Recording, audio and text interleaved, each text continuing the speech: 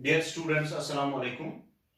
As we have discussed the preparation of phenol, now we are moving towards another topic, that's preparation of alcohols. Now, alcohols can be prepared by following methods. So I will have the preparation of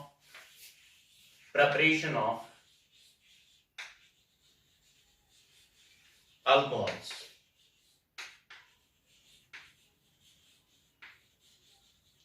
Alcohols can be prepared by following methods. Method number first, method number second, and method number third and fourth. Method number first is from alkenes.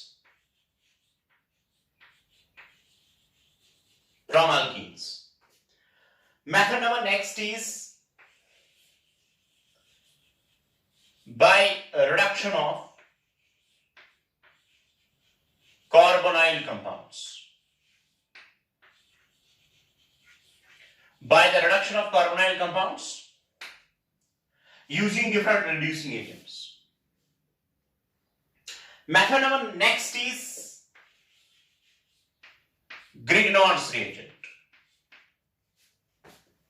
And the method number next is from alkyl halides.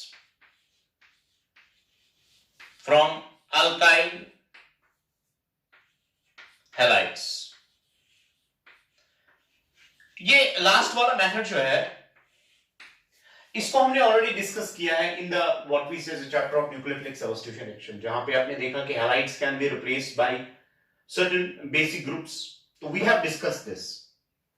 Now there are three remaining, and after that I told you already that Grignard's reagent will be a separate chapter that will be discussed. And now it's from the alkene and reduction of carbonyl compounds. ठीक है, तो पहले हम देखते हैं from alkenes और उसके बाद हम देखते हैं रिडक्शन ऑफ कार्बोनाइल कंपाउंड्स. तो अल्कीन्स जो है, अल्कीन से हम कैसे प्रिपेयर करते हैं अल्कोहल्स. नाउ अल्कीन्स को हम अल्कोहल्स में कन्वर्ट कर सकते हैं. तो हमारे पास तीन मेथड्स हैं जिससे हम बना सकते हैं अल्कोहल्स. पहला मेथड है, the first method is acid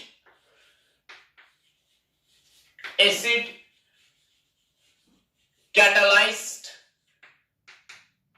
hydration.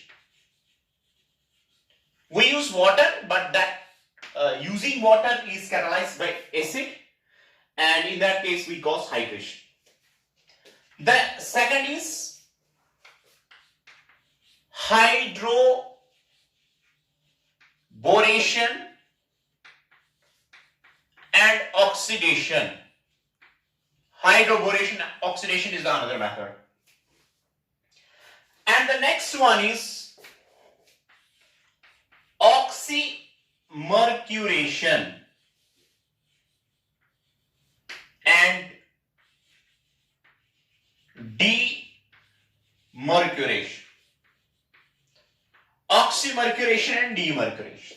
So these are the three methods by means of which we are converting alkenes to alcohols. ठीक है, तो इनमें से सबसे पहले we will be discussing acid catalyzed hydration and how it's carried and what are its different and important mechanistic steps. Acid catalyzed hydration of alkenes. Now see, if we take an alkene of this type, CH3, CH double bond CH2. Now to this alkene, if we add H2SO4, a small concentration of H2SO4 in presence of H2O and a small concentration of H2SO4. Now what happens in this case? जब आप water और acid का जो है treatment देते हैं alkenes का, तो उस टाइम पे क्या होता है? देखिए, सबसे पहली बात जो है, यहां पे डबल बॉन्ड पे रिएक्शन होती है. डबल बॉन्ड पे a type of addition reaction occurs. तो यहां पे एडिशन जो है that occurs in accordance with the Markovnikov's rule. यानी मार्कोव-विनकॉप्स रूल का मतलब क्या है कि यहां पे जो वाटर है that will get added on the double bond, और जो वाटर का जो नेगेटिव पार्ट है that adds to the carbon which contains lesser number of hydrogens, while as the positive part of the water, that's H positive, adds to the carbon which contains more number of hydrogens. So इस वजह से हमारे पास जो product होगा वो product बनेगा CH3 CH, then it's OH, single bond CH2, then it's H. तो ये हो जाता है जनाब एडिशन ऑफ वाटर। लेकिन जब हम इस रिएक्शन को अंडरस्टैंड करने की कोशिश करते हैं तो उस टाइम पे हमें पता चलता है कि असल में इस रिएक्शन में होता क्या है, कैसे एडिशन ऑफ वाटर होता है, और क्या इस रिएक्शन में पॉसिबिलिटी रहती है कि कहीं पे रीअरेंजमेंट या बाकी चीजें हो सकती है। अब मान लीजिए मैं इस रिएक्शन को पहले डिस्कस करूंगा कि असल में होगा क्या, उसके बाद हम देखेंगे कि बाकी जितने भी एस्पेक्ट्स हैं तो वो कैसे इसमें हो सकते हैं। ये देख लीजिए, अगर हम इस रिएक्शन को देखेंगे तो सबसे पहले क्या होगा, सबसे पहले जब आप H2SO4 और वाटर को डालोगे वहां पे तो a type of acid base will occur, acid base reaction हो जाएगी। क्योंकि अब यहां पे देखिए क्या है, वाटर ज्यादा है, H2SO4 कम है, ठीक है।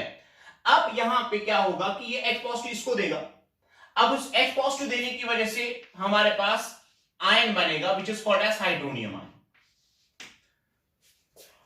हाइड्रोनियम आयन बनने की वजह से यहां पे हाइड्रोनियम आयन अब H पॉजिटिव देगा, अब अल्कीन एक्ट करेगा बेस और ये एक्ट करेगा acid.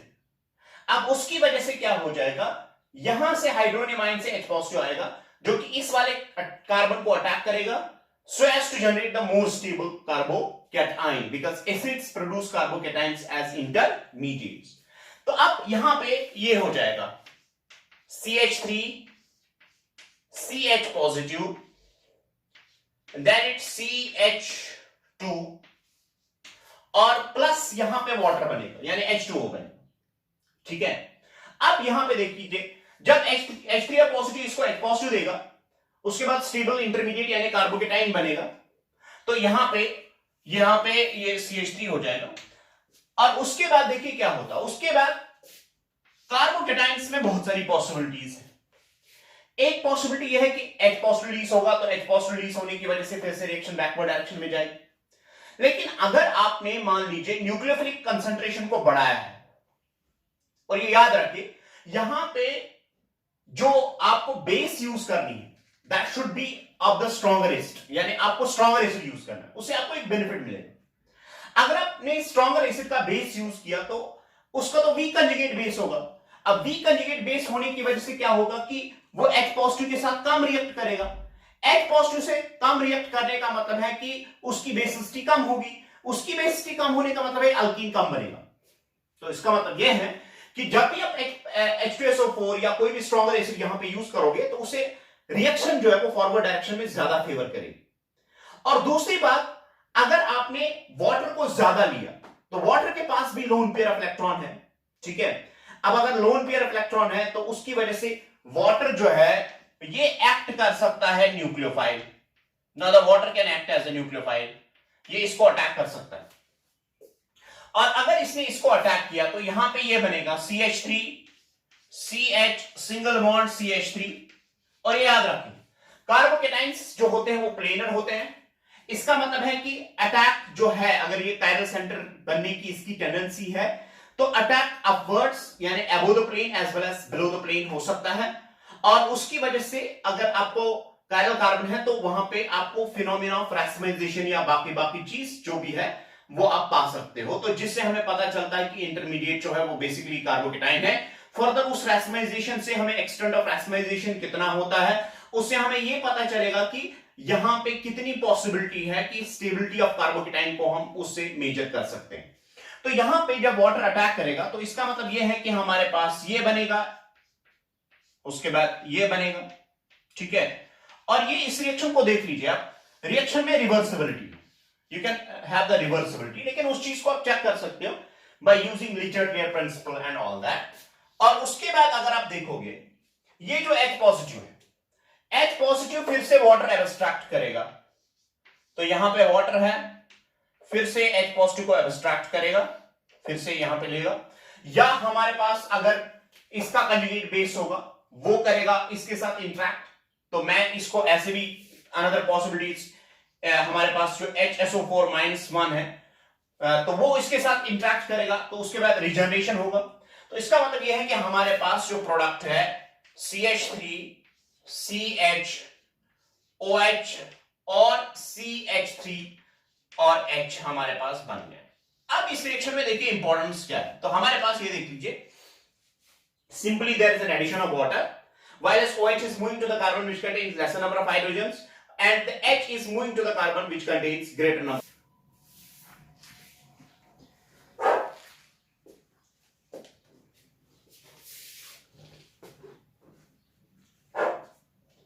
So the next will be, अब अगर हमारे पास मान लीजिए ये CH3 CH3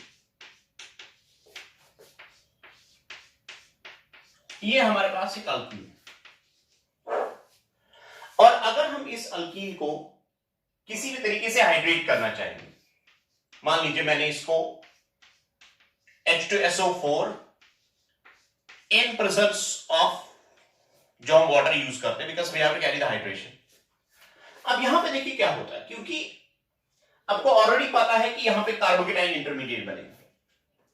अब कार्बोकेटाइन इंटरमीडिएट बनने से यहां पे ऑलवेज कार्बोकेटाइन्स में पॉसिबिलिटी रहती है रिंग जो है क्या बोलते हैं इसको, हाइड्राइड शिफ्ट की या मैथनाइड शिफ्ट की, या रिंग एक्सपेंशन या रिंग कंट्रैक्शन की, या एलिमिनेशन ऑफ प्रोटॉन की, या कॉम्बिनेशन विद न्यूक्लियोफाइल्स के साथ। तो हमारे पास जो मेजर प्रोडक्ट होगा, यानी जो हमें मेजर प्रोडक्ट आएगा, जो ज्यादा प्रोडक्ट आएगा, उसमें से हमारे पास देखिए पॉसिबिलिटी क्या है। पॉसिबिलिटी यह है कि यहां पे पॉजिटिव चार्ज आएगा जब अटैक H पॉजिटिव का, यानी हाइड्रोनियम आयन यहां से जो जनरेट हो जाएगा। तो मैं यहां पे फिलहाल हाइड्रोनियम आयन जनरेट करता हूं इनके कंबाइन होने से, जो इसको सप्लाई करेगा H पॉजिटिव, और H पॉजिटिव सप्लाई करने के बाद हमारे पास CH3 CH3 H, उसके बाद CH2 पॉजिटिव CH पॉजिटिव, और उसके बाद CH3 बने। तो ये इंटरमीडिएट बन गया। अब इस इंटरमीडिएट में पॉसिबिलिटी है कि यहां पे हाइड्राइड शिफ्ट होगा, क्योंकि अगर आप इसको देखोगे तो ये सेकेंडरी कार्बोकेटाइन है, लेकिन अगर यहां पे कार्बन को पॉजिटिव चार्ज आता है तो ये टर्शियरी कार्बोकेटाइन बनेगा।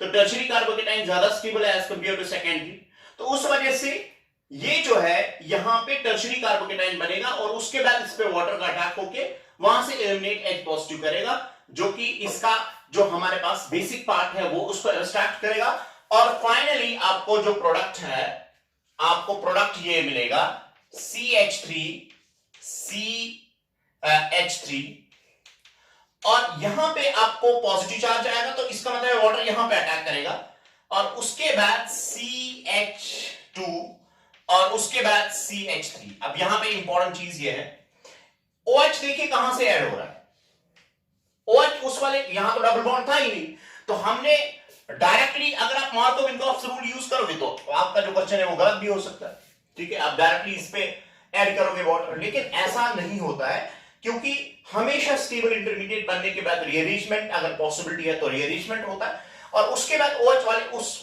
यहां पे जहां पे मोर स्टेबल कार्बोकेटाइन बन सकता है उस पे वाटर अटैक करके, और उसके बाद एलिमिनेशन ऑफ H पॉजिटिव होता है, जो कि फास्ट स्टेप रहता है, RDS यही डिटरमाइन करता है। तो इसी रिएक्शन का एक ड्रॉबैक ये है कि अगर आपके पास मान लीजिए टर्शियरी ग्रुप है, यानी डबल बॉन्ड जो है उसमें से एक कार्बन टर्शियरी अल्काइल ग्रुप को अटैच्ड, ये टर्शियरी अल्काइल ग्रुप को अटैच्ड है, तो वहां पे ये पॉसिबिलिटी है कि रीअरेंजमेंट नहीं होगा। लेकिन अगर ये मान लीजिए अगर ये प्राइमरी है या सेकेंडरी है, तो उस टाइम पे अगर पॉसिबिलिटी है तो रीअरेंजमेंट हो सकता है। तो उसका मतलब यह है कि हमें एक डिजायर्ड प्रोडक्ट यानी साइट ऑफ रिएक्टिविटी पे अटैक नहीं होगा, तो उस वजह से ये एक टाइप ऑफ ड्रॉबैक बनते हैं। तो इसी वजह से हमारे पास जो हाइड्रोबोरेशन है या ऑक्सीमर्क्यूरेशन डीमर्क्यूरेशन है, शायद इस चीज को वो फुलफिल करते हैं। तो इस वजह से हम कंप्लीटली अल्कीन्स को all the three methods, using all the three methods से हम इसको हाइड्रेट कर सकते हैं। So we will be now discussing the another type that's called as the hydroboration oxidation, which was given by H.C. Brown. So let's have the discussion on hydroboration and oxidation. This is another method to actually indirectly hydrate alkenes. यानी हम directly अगर आप देखेंगे तो water जो है वो directly add नहीं होता है, लेकिन नेट रिएक्शन में आपको ये लगता है कि वाटर इज एडेड। तो अब अगर हम यहां पे देखते हैं हाइड्रोबोरेशन ऑक्सीडेशन में, देखिए क्या होता है। हमने मान लीजिए एक पर्टिकुलर टाइप ऑफ अल्कीन लिया और इसको हम ट्रीट करते हैं। पहले BH3 के साथ इन टेट्राहाइड्रोफ्यूरॉन,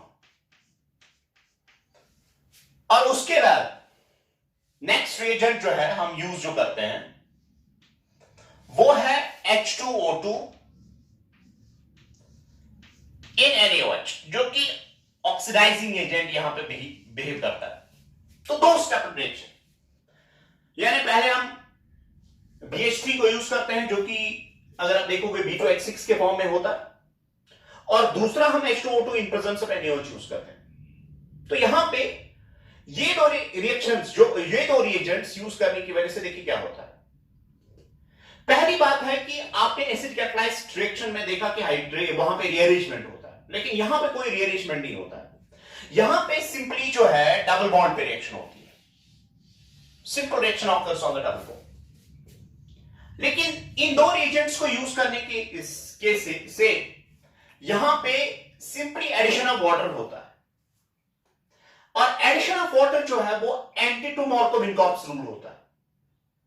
यानी हमारे पास वाटर में दो पार्ट्स है, एक तो H पार्ट H पॉजिटिव है, दूसरा OH नेगेटिव है।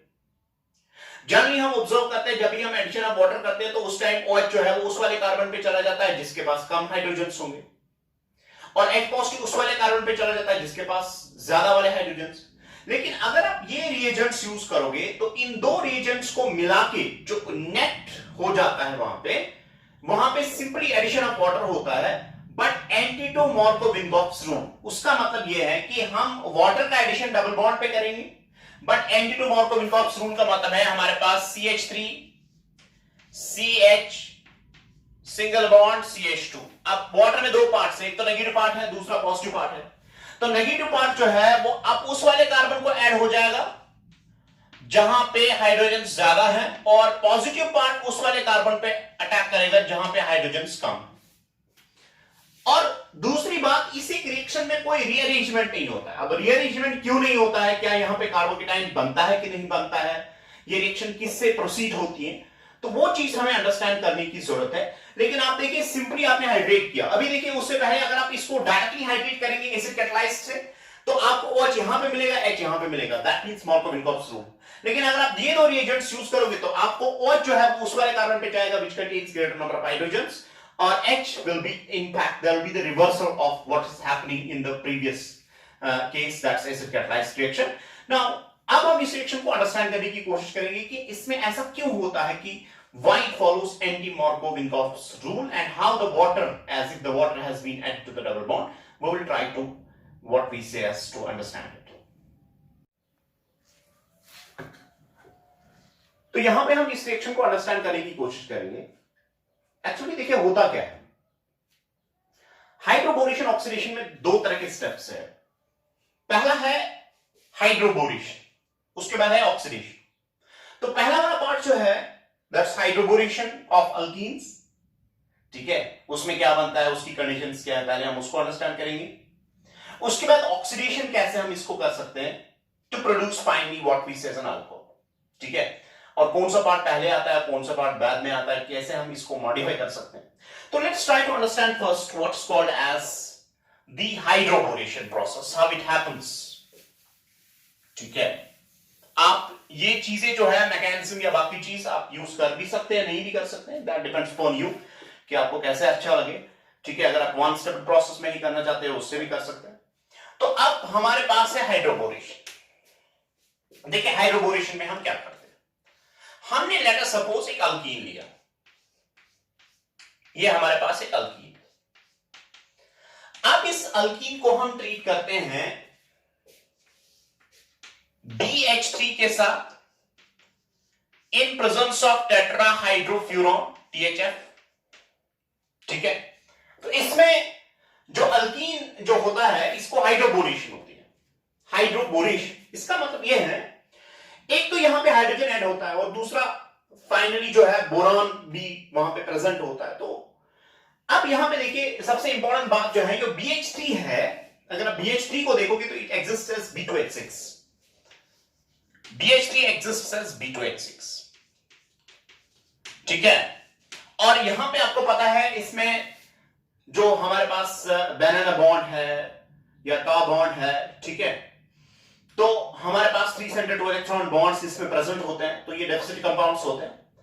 तो जो ही हम इसको डिसॉल्व करते हैं टेट्राहाइड्रोफ्यूरॉन में, जो कि इस टाइप का सॉल्वेंट होता है, टेट्राहाइड्रोफ्यूरॉन के पास ऑक्सीजन पे लोन पेयर है, तो यहां से हमारे पास BH3 यूनिट्स जो है वो प्रोड्यूस होते हैं और इसका जो वैकेंट p ऑर्बिटल है वो इसके साथ कोऑर्डिनेट करता है, ठीक है, और उसके बाद इसको स्टेबलाइज करता है। तो स्टेबलाइज करने के बाद हमारे पास BH3 यूनिट्स रहते हैं, तो ये एक्ट करता है इसको सॉल्व। लेकिन कभी कभार हम ऐसा भी देखने को मिलता है कि हम जैसे डाइइथाइल ईथर भी यूज कर सकते हैं, ठीक है, और जनरली हमारे पास ईथर्स यूज होते हैं सॉल्वेंट, लेकिन उसके बाद उसके बगैर जो है अमाइंस भी हम यूज कर सकते हैं as a solvent in certain case it has been found, then we can use amines as well, the solvents, but the most preferential solvents are what are called as ethers. अब देखिए होगा क्या, यहां पे ये जो BH3 है, BH3 क्या करता है, जो हमारे पास CH3 CH CH2 है, अब BH3 जो है वो इलेक्ट्रोफाइल एक्ट करता है, it acts as an electrophile, क्योंकि इसके पास वैकेंट p ऑर्बिटल है, तो इलेक्ट्रोफाइल एक्ट करने की वजह से आप किस वाले कार्बन पे अटैक करेगा, तो ये सिंपली आपको पता है डबल बॉन्ड वाले कार्बन पे अटैक करेगा। आप किस वाले कार्बन पे अटैक कर सकते हैं, देखिए ये मोर प्रेफरेंशियली अटैक कर सकता है उस वाले कार्बन को विच इज स्टीरिकली लेस हिंडर्ड, ठीक है, स्टीरिकली लेस हिंडर्ड। अगर मान लीजिए आपने यहां पे मिथाइल ग्रुप्स को इंक्रीज किया, यानी H की जगह आपने मिथाइल ग्रुप डाल दिया, तो स्लाइटली जो है देखा गया है कि यहां पे उस वक्त ये इसका प्रपोर्शन जो है, यानी इसको अटैक करने का प्रपोर्शन जो BH3 का है वो ज्यादा बढ़ जाता है। हाँ, अगर आप थोड़ा बहुत यहां पे स्टीरिक हिंड्रेंस कम करोगे तो यहां पे स्लाइटली क्या हो जाता है कि यहां पे इसका भी प्रोडक्ट आता है, यानी BH3 इसके साथ भी जुड़ जाता है, ठीक है। तो अगर मान लीजिए BH3 इस वाले कार्बन जो कि नॉन टर्मिनल कार्बन है उस पे उसने अटैक किया, तो हम इसको हीट से आइसोमराइज कर सकते हैं और उसको टर्मिनल पोजीशन पे पहुंचा भी सकते हैं। ऐसा प्रॉपर्टी है बोरेन्स का कि अगर मान लीजिए आपको किसी भी टर्मिनल पोजीशन पे बोरान है जो कि अटैच्ड है, उसके बाद अगर आप उसको हीट करोगे तो there occurs a phenomena of isomerization, जिसमें कि बोरान जो है वो टर्मिनल कार्बन पे आता है। तो ऐसी हमारे पास पॉसिबिलिटी है कि अगर आप रिएजेंट जो प्रेफरेंशियली किसी एक कार्बन पे अटैक नहीं करता तो आप उसको चेंज कर सकते हैं। और उसके बाद हमारे पास अगर आप मान लीजिए प्रेफरेंशियली इसी कार्बन पे अटैक करना है, तो उसके बाद भी हमारे पास कुछ अदर रिएजेंट्स हैं जिसको हम यूज कर सकते हैं, जैसे 9BBN एक रिएजेंट आता है, ठीक है, तो वो हम यूज कर सकते हैं। और उसके बाद कैटेकोबोरेन्स हमारे पास है जो हम यूज कर सकते हैं, जो प्रेफरेंशियली इसी कार्बन पे अटैक कर सकते हैं, जो कि टर्मिनल होगा, ठीक है। तो अब यहां पे देखिए क्या होता है कि यो हमारे पास BH3 जो है, तो ये जो इलेक्ट्रॉन पेयर यहां है तो ये इसके साथ इंटरैक्ट करता है, लेकिन मैं फिर से बताऊंगा ये मोर प्रेफरेंशियली बोरॉन जो है इस वाले कार्बन पर अटैक करेगा, ठीक है। तो यहां पे ऐसा होता है, तो पहले केस में जो BH3 होता है that attach itself to the carbon which actually is a terminal carbon. Now I will be attaching it to the terminal carbon, so हमारे पास भी है CH3, then it's H, then it's CH2, then we are using BH3, so I will have the interaction of the electron density. So यहां पे ये जो है B हमारे पास, ये H है, ये H है हमारे पास, ये इंटरैक्ट इस वाले कार्बन के साथ करेगा, तो यहां से इलेक्ट्रॉन डेंसिटी शिफ्ट हो जाएगी इस वाले कार्बन को, because it's acting as an electrophile. तो ये जो बॉन्ड है स्लाइटली स्ट्रॉन्ग, क्या बोलते हैं इसको, लॉन्गर होगा। और अगर हम इलेक्ट्रॉन डेंसिटी का ड्रिफ्ट देखेंगे तो इस पे आएगा delta positive charge, because electron density का मूवमेंट इस डायरेक्शन पे है। इस पे आएगा डेल्टा नेगेटिव चार्ज, ठीक है, और कुछ एक डेल्टा नेगेटिव चार्ज इसके साथ होगा। तो एक तरह का एक 4 मेंबर्ड साइक्लिक ट्रांजिशन स्टेट बनेगा। और अगर आप देखोगे हमारे पास, देखिए 4 मेंबर्ड ट्रांजिशन स्टेट है। तो जब भी आप प्रेडिक्ट करते हो कि ट्रांजिशन स्टेट है, तो उस वक्त आप याद रखें कि रीअरेंजमेंट्स जो है बहुत कम पॉसिबिलिटी रहते हैं, क्योंकि अगर आप देखोगे रीअरेंजमेंट होने के लिए यहां पे फुल पॉजिटिव चार्ज होना चाहिए, जो कि यहां पे अवेलेबल नहीं है। तो उसके बाद इमीडिएटली जो है यहां पे जो है डेल्टा नेगेटिव चार्ज आएगा, क्योंकि ये बोरान जो है कुछ इलेक्ट्रॉन डेंसिटी इस डायरेक्शन में शिफ्ट करेगी, ठीक है।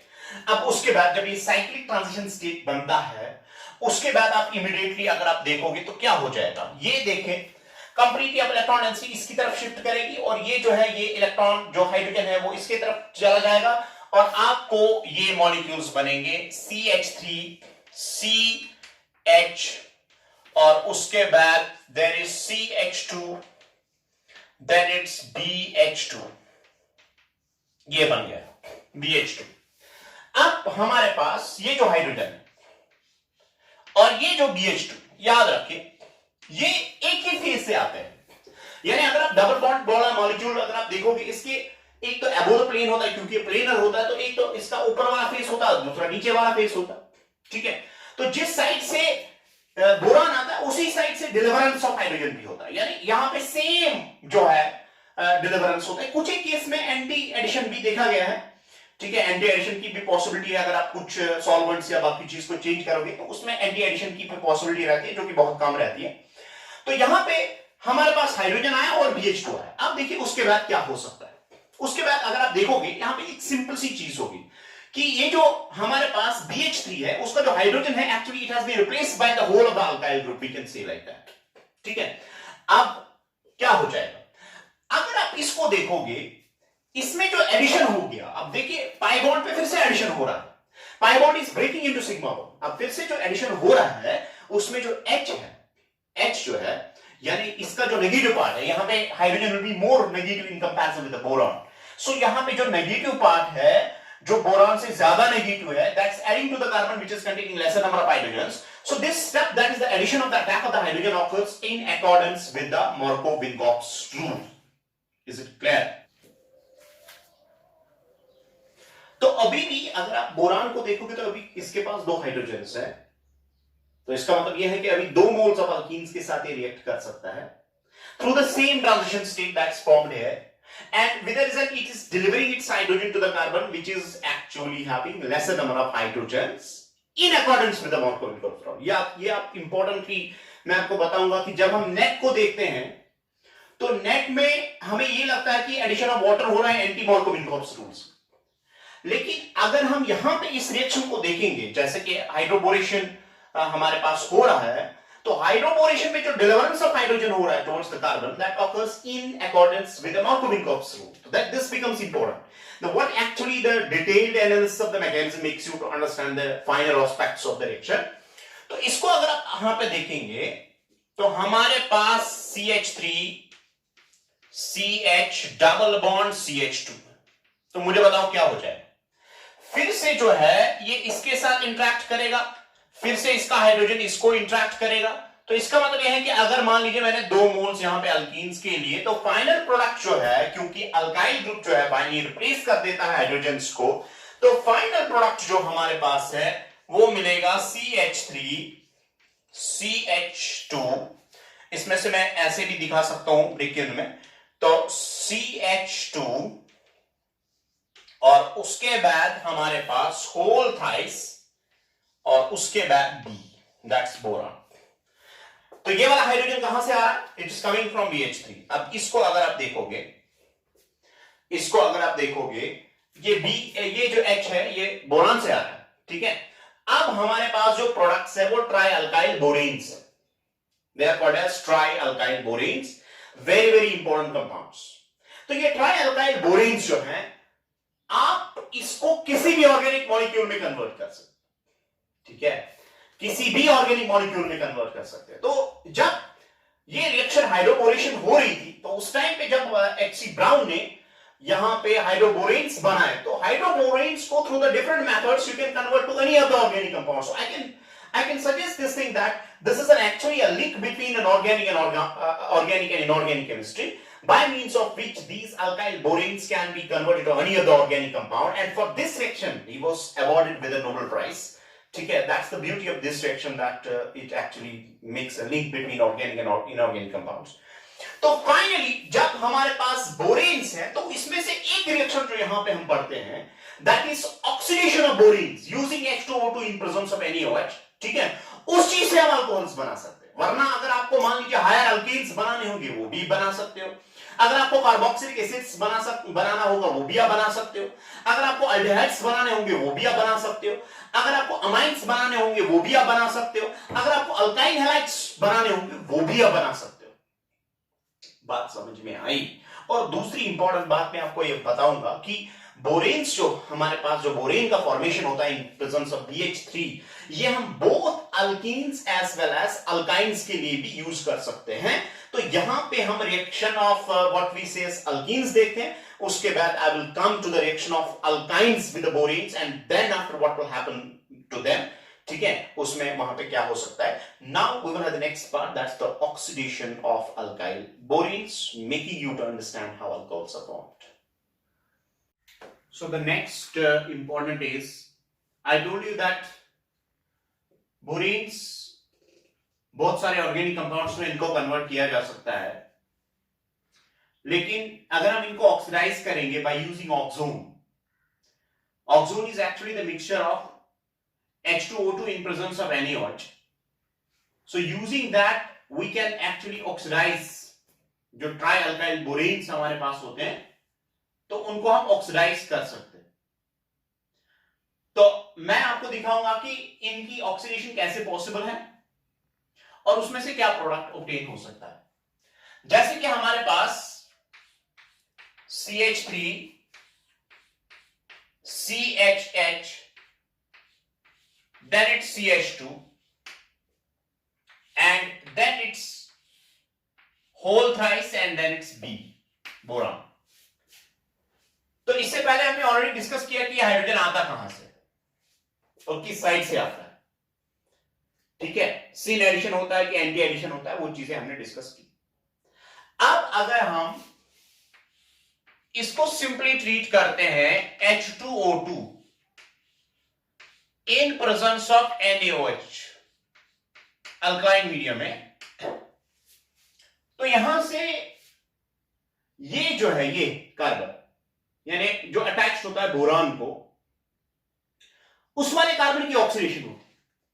और ऑक्सीडेशन होके क्या हो जाता है कि यहां से OH आता है, और वो OH जो है वो इस कार्बन के साथ जुड़ के from the same side wire the H binds, and with the result product is formed. Now this H2O2 in presence of NaOH oxidizes carbon boron bond by adding OH to the what we say as a parent alkene. So we are getting the product like this: CH3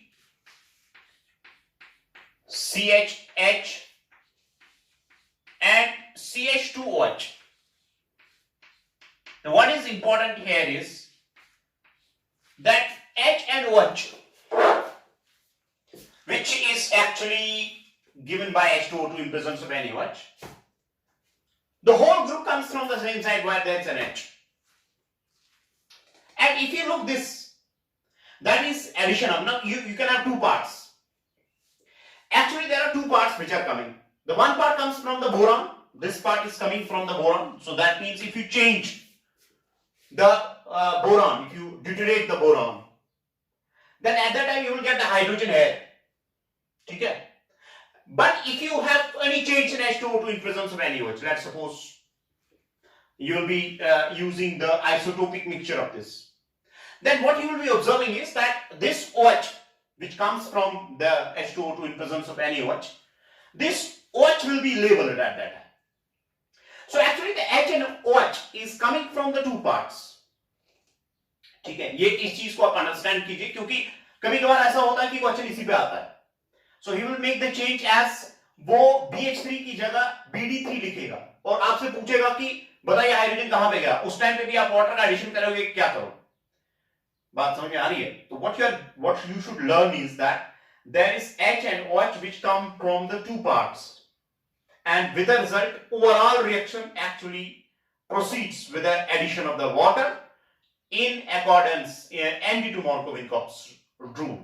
But if you have the detailed analysis of this mechanism, that means you want to have the mechanism of this reaction, that can be also shown. Okay, now we will be discussing the mechanism of the reaction.